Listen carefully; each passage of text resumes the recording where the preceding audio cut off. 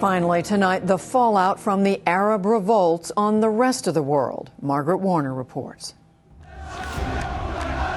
The demonstrations that erupted in Tunisia last December, sparking a wider revolt throughout the Arab world.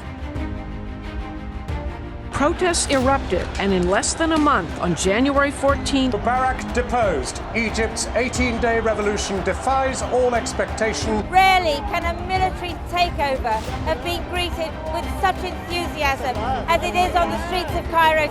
Either this is the first Arab revolution of the 21st century, or it will be brutally suppressed.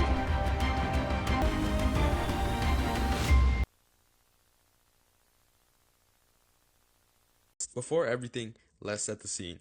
What was the Arab Spring? The Arab Spring was a wave of pro-democracy uprisings and protests that swept across the Middle East and North Africa starting in late 2010. It spread into countries like Tunisia, Egypt, Yemen, and Syria. However, I'm going to focus mainly on Tunisia and Egypt, as Yemen and Syria have the longest, most complicated, and brutal ending to their own revolts. So picture this, it's 2010 and like many Tunisians at the time, you're unemployed and poor. You are no different to a man like Mohamed Bouazizi.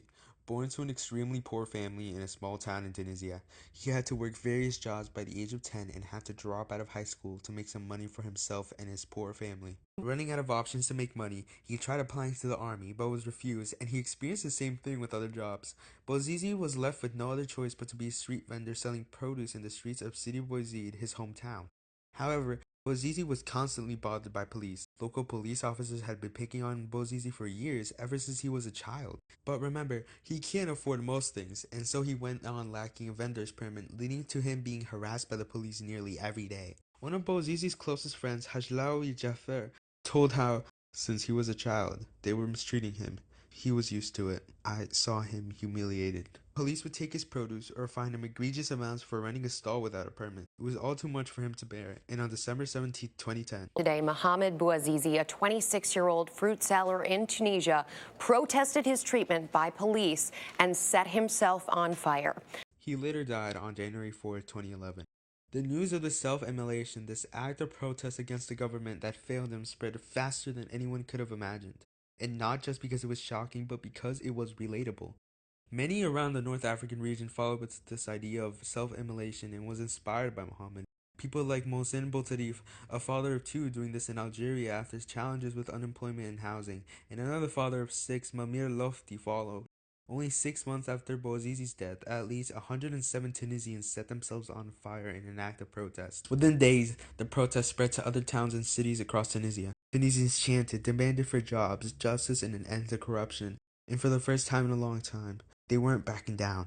Ben Ali, the then president at the time, and his cronies tried to crack down on this rebellion with arrests, tear gas, but it was no match for the citizens of Tunis and other cities who were protesting. In the final days of President Ben Ali's power, he tried to calm the protests by promising not to run for re-election in 2014 and pledging to lower food prices.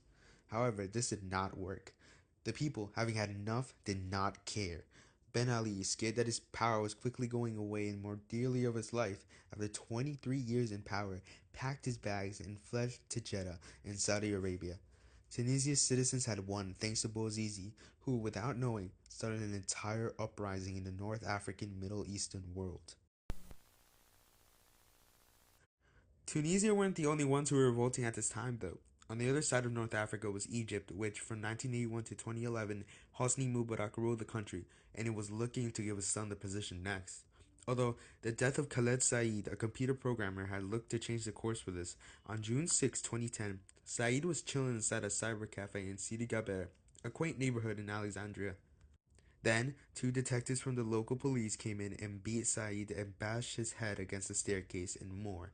This act was backed by the police, saying he was wanted for theft and weapons possession, that he resisted arrest. It quickly spread like wildfire, with images of Said's battered and deformed face published on the internet showing a fractured skull, dislocated jaw, broken nose, and numerous other signs of trauma. The We Are All Khaled Said movement on Facebook spread by Wael Ghonim, holding a page with 130,000 members at its peak. Ghonim was arrested for 12 days due to this, and Egypt shut down 88% of its internet by withdrawing more than 3,500 border gateway protocol routes by Egyptian ISPs. BGPs is the equivalent to a GPS routing system for browsers, telling data how and where to travel between places. Each internet service provider, ISPs, uses BGPs to announce which IP addresses it can reach. So what the Egyptian government basically did was tell everyone's internet, we no longer know how to communicate with Egyptian networks. Almost everything went out in the country, emails, texts, news. Well, everything except for the Egyptian stock exchange. You gotta get that money even in the middle of revolt. This martyr broke the country, and with other movements like the 6th of April youth movement led to the nationwide protest on the 25th of January 2011 at Tahrir Square, with citizens demanding the resignation of the Minister of Interior, the restoration of a fair minimum wage, the end of Egyptian emergency law, and term limits for the president, ones that had kept him in power for almost 3 decades.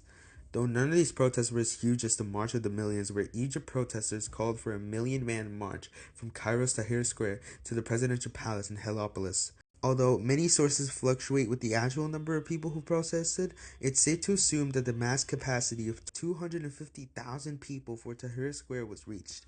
However, it wasn't just Cairo. People all over Egypt sprung up to fight, in Sinai, Suez, and Said's hometown of Alexandria as well, the place where it started it all.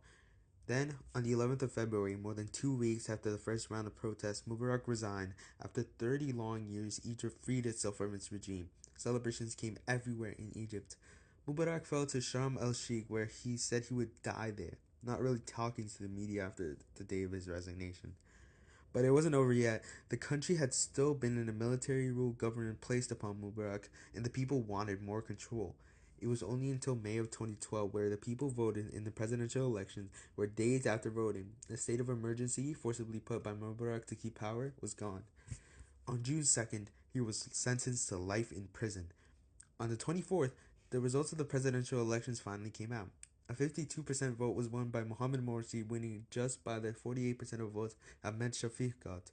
Egypt had now gotten its first elected president in decades, though the Egyptian crisis was just by, and well, that's a long, long story for another time.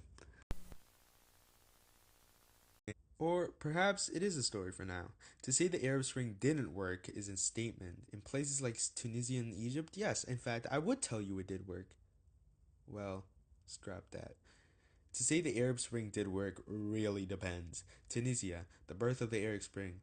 Was life really all that right after Ben Ali's regime toppled?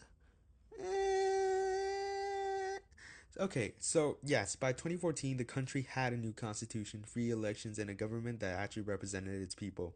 For a bit, it truly looked like Tunisia was going to be a shining star in the MENA region. Countless years, and after years with a great score in the Freedom House, the only North African country to do so, but in the time of 2025, it really doesn't look like it once did. Malek Saral of SOAS, University of London, told the BBC that the politicians failed to agree on how to set up a constitutional court. The court was needed to provide checks and balances on the government and to guarantee human rights. Not getting an agreement on the constitutional court was one of the main failures when setting up the democratic system. The many politicians who ruled after 2011 also failed to improve economic conditions and to create jobs, eroding people's faith in their new form of government. But at least Tunisia had a sort of light after coming out of the Arab Spring, as many would say Egypt did not. The 2011 uprising that toppled Hosni Mubarak, a dictator entrenched for 30 years, felt like a seismic win. Crowds in Tahrir Square chanted for bread, freedom, social justice.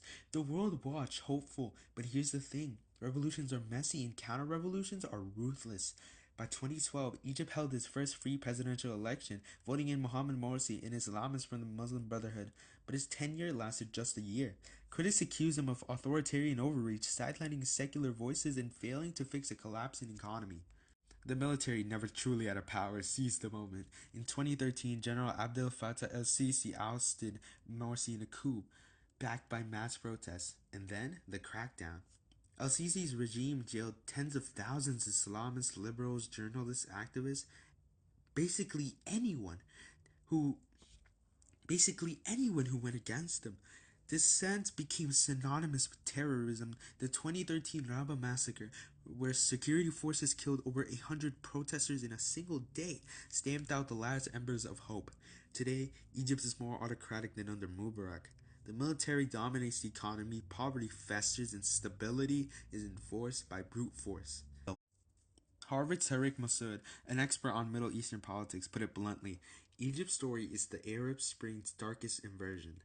The revolution didn't just fail, it was reversed. The state rebuilt itself more oppressive with tools perfected in the name of fighting terror.